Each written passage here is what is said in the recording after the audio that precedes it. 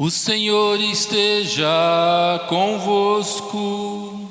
Ele está no meio de nós. Proclamação do Evangelho de Jesus Cristo segundo Marcos. Glória a vós, Senhor.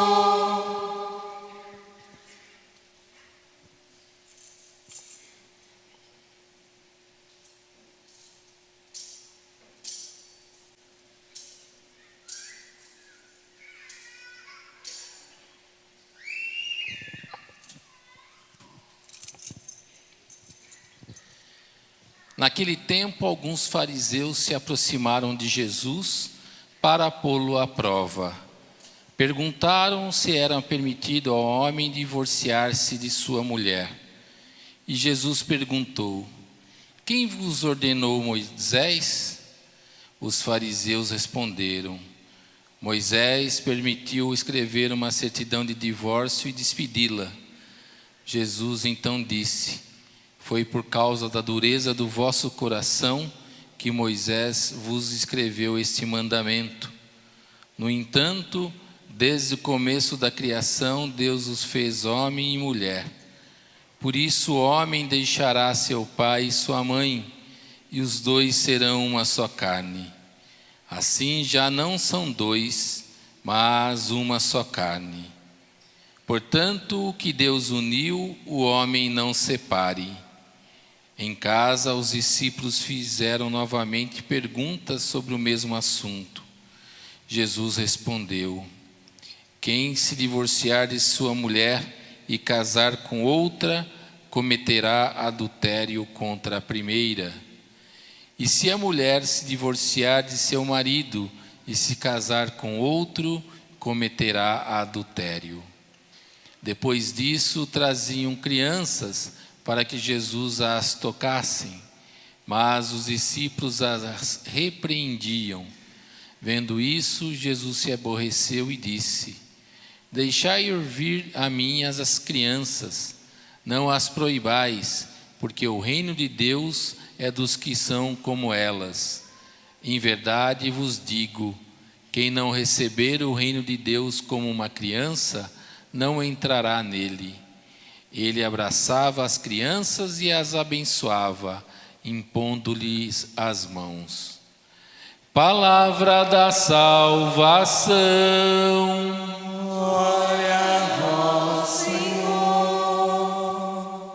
Em nome do Pai, do Filho e do Espírito Santo. Amém. Podemos sentar, meus irmãos. Ave Maria, cheia de graça, o Senhor é convosco. Bendita sois vós entre as mulheres, e bendito é o fruto do vosso ventre, Jesus. Santa Maria, Mãe de Deus, rogai por nós, pecadores, agora e na hora de nossa morte. Amém. Amados irmãos, a palavra hoje nos ensina muitas coisas sobre o coração de Deus para a humanidade. Veja os detalhes desta leitura. No livro do Gênesis, é um gênero literário, onde vai narrando como Deus cria o homem e a mulher e os une para ser uma família. E nessa narração, nas entrelinhas se revela a verdade do coração de Deus, porque a Bíblia não tem a intenção de ser um livro de biologia, de história, e diz assim: mas se foi criado só um homem e uma mulher, somos todos irmãos, aí entra aquelas montes de neurose que a gente fica inventando. Não, está querendo dizer que Deus é o criador da humanidade, e que quando Deus criou, Ele criou todas as outras coisas do barro, Ele criou todas as outras coisas da terra, as aves, as árvores, tudo. Mas o homem e a mulher é ao contrário. A mulher foi criada da costela do homem, significa da mesma natureza, com a mesma dignidade, e foi colocada como sua auxiliar. Como Deus, assim nós dizemos no Salmo, que Ele vem ao nosso auxílio, significa que a relação que Deus tem para com o homem de socorro é a relação da mulher para com o seu marido, uma relação de ajuda e de socorro, para viver-se à vontade de Deus, um ao outro, do lado a lado, com o mesmo respeito, com a mesma dignidade, partilhando da vida. Esse é o desejo do coração de Deus. É assim que Deus quer que as famílias sejam constituídas. E aí o Senhor vai revelando outros mistérios dessa união. O homem deixará o seu pai e sua mãe e se unirá à sua mulher. Tem que deixar, tem que romper laços. Muitas vezes num casamento, a pessoa casa, mas não sai da casa da mãe. Casa e não vai para tomar conta da casa dela, né? E isso daí atrapalha, né? E por isso é importante que você tenha o seu lugar, que vocês tenham a casa de vocês. O Dom Joaquim, que era um bispo da nossa diocese, falecido, ele dizia: não pode morar tão longe que a sogra tem que ir de mala para visitar, e nem tão perto que ela possa ir de chinelo. Tem que morar no meio, não é verdade? Para ir visitar um pouco daqui, um pouco de lá. É assim que tem que fazer. Então percebam, gente, que esse fato de sair de casa, esse fato de ir ao encontro, de viver a sua história, a sua família, é previsto pelo coração de Deus. E a sacralidade da vida do casal. Não, os filhos não vêm antes do marido e nem da esposa. Os filhos têm que ir embora. Sabe quando não deixa o filho embora, gente, é um problema. Quando a mãe e o pai é apegado ao filho a tal ponto que atrapalha. Quando é a mulher, todas as noras atrapalham, né? Quando é o filho quando a mulher é apegada ao filho e ele chega com uma namorada, ela fala: essa namorada não presta não. Aí chega com outra, essa também não presta. Aí chega com outra, essa também não presta, né? Nossa, se ficar apegado aos filhos, atrapalha. Os filhos têm que ir embora, é o que o Senhor previu. Olha, deixará o seu pai e sua mãe. E isso, você tem que criar o seu filho para o mundo, para trabalhar, para ter a vida dele, para ser independente. E não pôr o seu filho no lugar do seu esposo, da sua esposa. Tem pais que têm o costume de pôr o filho para dormir na cama do casal. E o filho fica ali dormindo anos, cresce dormindo no meio do casal. Ai, padre, meu casamento está estranho. Eu posso imaginar, porque vai ficar bem estranho desse jeito. Não tem mais um momento de intimidade, não tem particularidade.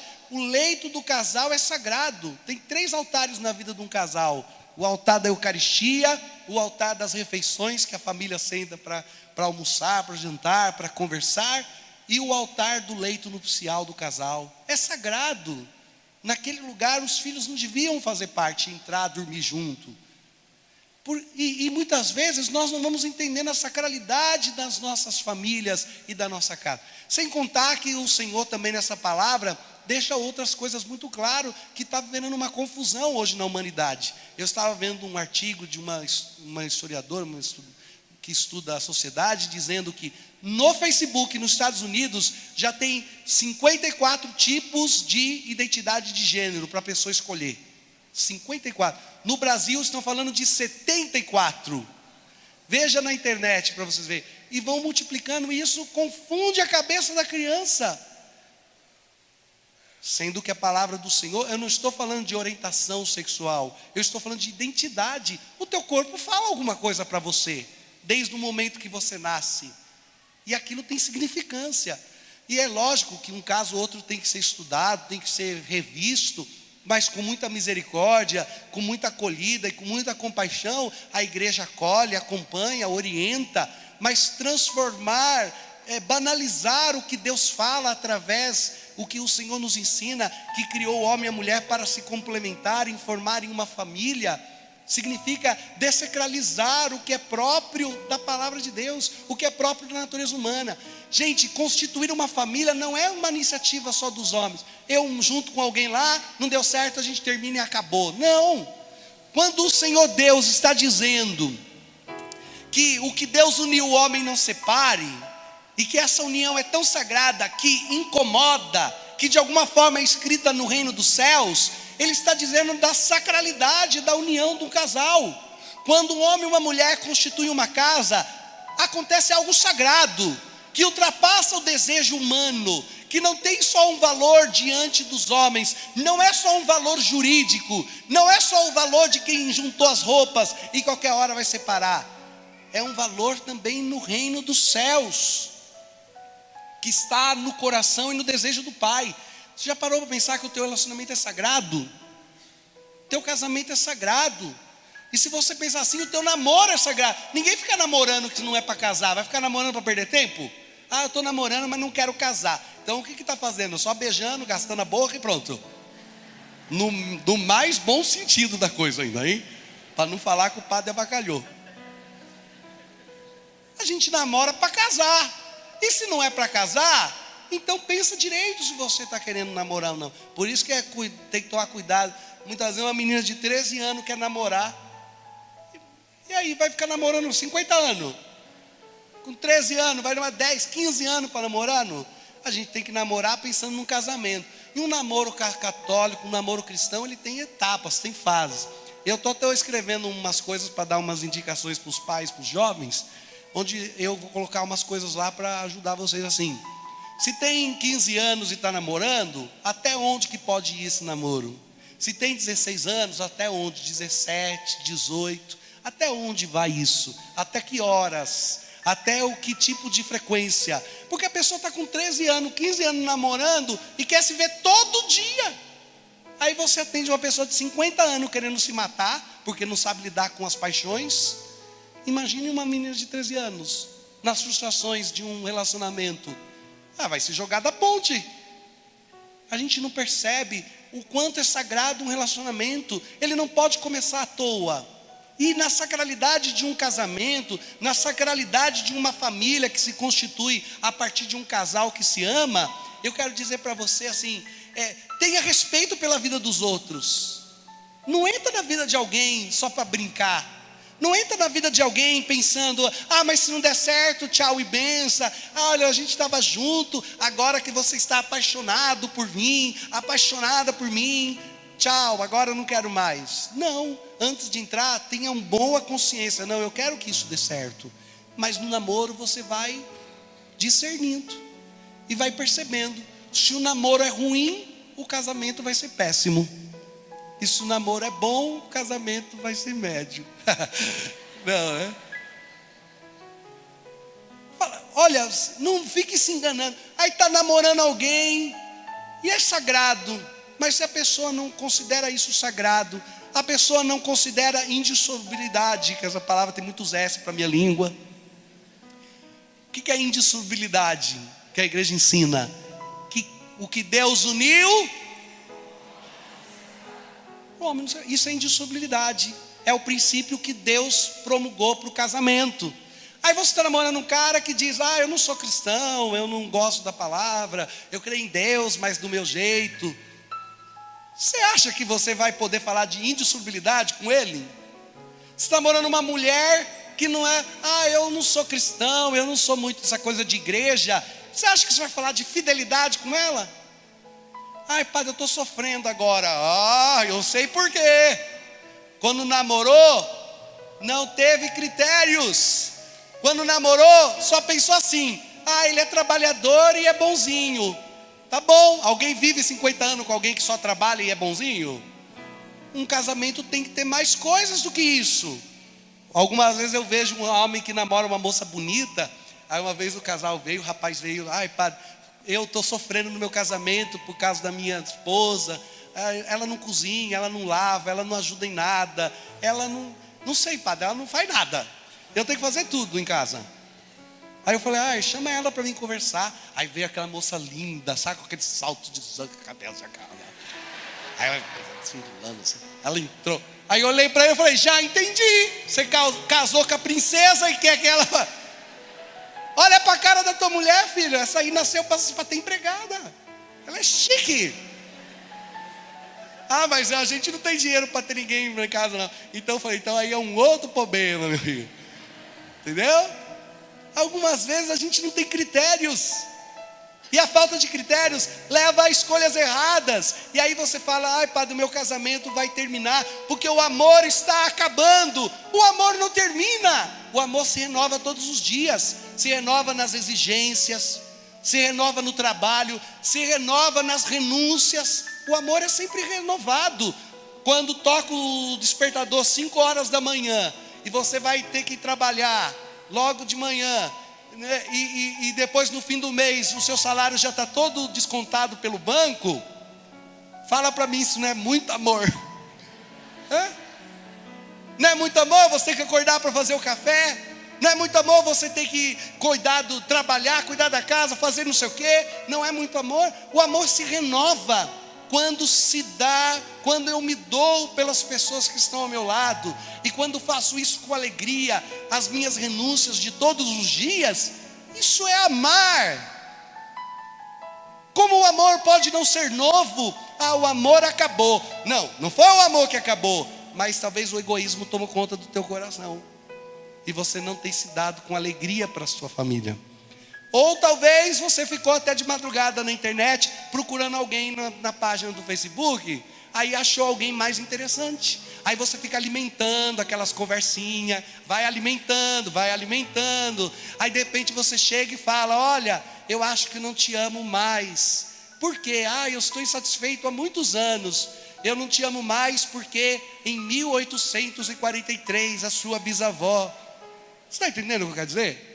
Pega uma coisa lá do fundo do poço e fala: eu não te amo mais porque eu carrego uma mágoa muito grande de você, porque quando eu tinha 5 anos de idade... Nossa Senhora. Aí eu fico escutando: mas isso não já passou? Já chorou, já se reconciliou, já perdoou, já foi para frente. Mas como não vigiou contra o pecado, deixou com que o desamor tomasse conta do teu coração. Gente, sabe qual é o problema das nossas famílias do casamento? O pecado. Se houvesse santidade nas nossas casas, se o esposo, se a esposa quisessem ser santos, se os filhos quisessem ser santos, e todo mundo lutasse para viver a palavra de Deus, com certeza nossas famílias seriam mais felizes. E seria muito fácil viver o que Jesus falou: o que Deus uniu, o homem não separe. Ele não vai separar, o homem não nos separará, porque quem poderá nos separar do amor de Deus? Porque a minha casa é constituída, é reflexo do amor do Pai. Porque o nosso casamento é um lugar de doação total, de dom de si, de entrega. Quem nos separará do amor de Deus? O homem não tem poder de separar uma casa constituída no amor. Aí veja lá, o casal se ama tanto, está na presença de Deus, na palavra de Jesus, se perdoando todos os dias, rezando junto um pelo outro. E aí eles estão passando de mão dada, e de repente aquela moça do outro lado da rua olha e fala: olha que marido dos outros bonito. E aquele homem, tomado pelo Espírito do Evangelho, olha para o outro lado e nem dá bola para a moça. Eles estão passando, e aí aquele homem manda uma mensagem para sua esposa dizendo: eu te vi lá onde a gente trabalha, e eu achei você muito legal. E a sua esposa, tomada do espírito do amor do Evangelho, bloqueia e diz: nem responde. Mas sabe, muitas vezes nós não estamos tomados do amor de Deus, e por isso o divórcio, e por isso a separação entra nas nossas famílias, na nossa casa, e por isso fica tão difícil viver o que o Senhor disse: o que Deus uniu, o homem não separa. Deus não quer que você viva no sofrimento, Deus não quer que você viva no inferno que era aquela sua casa talvez. Quem já se separou sabe a dor de um divórcio. Quem já se separou, quem passou por uma segunda união, sabe a dor que isso lhe causa no coração, sabe os pesos que tudo isso lhe traz. Então eu quero dizer a você que está namorando, a você que está casado: ore pela tua casa, reza pela tua família, salva o teu casamento, jejua para a conversão da tua casa. Não jogue a toalha, não desista da sua família, não desista, lute contra o pecado e salve a tua casa desse mal, para a alegria dos teus filhos, para o cuidado da tua esposa, do teu marido. Se santifica. Agora, se for impossível viver essa situação: padre, eu fiz tudo o que eu podia pela salvação da minha casa. Então vale o velho ditado: antes só do que mal acompanhado. Porque talvez muitas vezes nossas escolhas foram tomadas longe da palavra de Deus. Se eu soubesse, nem tinha casado. Quando a igreja avalia a história da vida de alguém, e a igreja diz que aquele casamento foi inválido, então naquele momento a pessoa está livre daquele primeiro laço. Até que a igreja diga isso, a igreja tem que considerar válido um casamento. Enquanto considera válido, se a pessoa está numa segunda união, por que ela não comunga para a igreja? por causa desse evangelho que disse: se um homem era casado e se divorcia da sua mulher e se une com outra, ele está em adultério. Se a mulher era casada e se divorcia e se junta com outro, ele está em adultério. Por esse motivo que não comunga, porque está em dívida com Deus, tem uma coisa mal resolvida na sua vida. Agora significa que você tem que viver no mundo por isso? Não! Viva esta situação da sua vida. Se até agora as coisas foram meio atropeladas e chegaram no ponto que chegou, viva de agora em diante sob a palavra do Senhor. Coloque essa vida na linha de Deus. Se ainda for uma segunda união, viva como se fosse a primeira. Respeita o teu marido, tua esposa, guarda essa casa e procura viver com a comunhão espiritual, na presença de Deus, ainda que não comungue, adore, convide Jesus. Senhor, eu não lhe comungo por amor, mas eu quero que o Senhor esteja na minha casa, na minha vida, porque não quero desonrar a tua palavra e não quero que a minha vida continue fora dos trilhos. Ainda que eu sofri a dor do primeiro divórcio, eu quero que nesse segundo casamento as coisas sejam vividas com santidade. Mas, amados irmãos, não é esse o plano de Deus para a nossa vida. O plano de Deus para a nossa vida é que quando você entra na vida de alguém, que você se esforce para que vocês dois vivam na santidade e vivam a família de Deus como assim Deus tem querido. É preciso que diga isso, é preciso pregar isso, porque muitas vezes o que acontece? Os jovens já entram no relacionamento pensando em dar o golpe, já entra na vida de alguém e não leva as coisas a sério. Fica namorando 20 anos, 10 anos e não toma uma decisão. Não pode ser assim também. Você tem que se lançar nos planos de Deus. Tem que tomar uma decisão com sabedoria e assumir o evangelho na sua vida. Fica namorando, nunca casa. Por que não quer casar? Ah, não quero casar porque não tenho dinheiro para fazer festa, padre. Mas festa é besteira, gente. O importante é receber a graça de Deus. Quanto custa a tua alma? Uma festa? Quanto custa a tua alma? Ou você desconhece a palavra de Deus que fala sobre o pecado? Que as almas que vivem amigadas na fornicação não herdarão o reino de Deus. Está lá em Gálatas 5, lê lá para vocês verem. E aí muitas vezes a gente vai relevando, empurrando com a barriga. Não vivam assim longe da palavra do Senhor, mas santifiquem a vida de vocês, o casamento de vocês, é sagrado a família de vocês, cuida delas. Então, meus irmãos, se você não casou por falta de dinheiro, pode vir aqui que eu caso você de graça. Não é por esse problema não, só não dou a festa, mas caso, isso que importa. Depois, passou uns 10 anos de casado, você faz uma festa, quem for vai comer do mesmo jeito, né? Não é esse o motivo. Leva a tua vida agora para frente. Não sei o que lhe aconteceu até hoje, mas hoje, ouvindo essa palavra, se levanta e leva essa vida para frente de acordo com a vontade de nosso Senhor Jesus Cristo. E que seja tudo vivido para a sua honra e sua glória. Amém. Amém. Vamos ficar em pé.